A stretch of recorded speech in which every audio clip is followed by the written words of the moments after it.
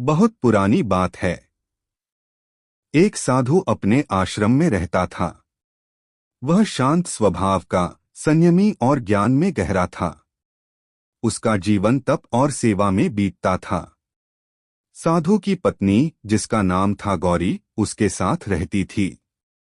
वह साधु से प्रेम करती थी, लेकिन उसका स्वभाव कुछ अलग था। वह जल्दी क्रोधित हो जाती थी, छोटी छोटी बातों पर झुंझला उठती और कई बार दूसरों से कटु शब्दों में बात करती थी।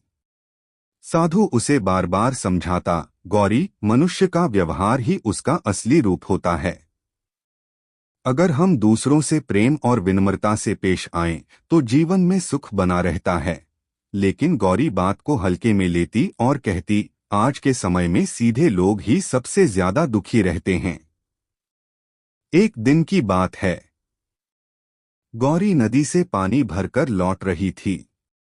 रास्ते में एक महिला ने उसके घड़े से थोड़ा पानी मांगा क्योंकि उसका घड़ा टूट गया था।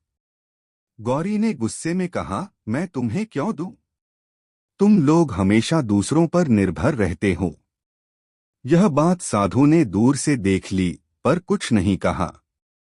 जब गौरी घर पहुंची, तो साधु ने मुस्कुराते हुए कहा, गौरी, चलो आज मैं तुम्हें एक कहानी सुनाता हूं। गौरी बोली, ठीक है, सुनाइए। साधु ने कहा, एक बार एक दीपक था जो अंधेरे कमरे में रखा हुआ था। वह सोचता था कि मुझे किसी और को रोशनी देने की क्या जरूरत। मैं खुद ही जल रहा हूं, यही काफी है।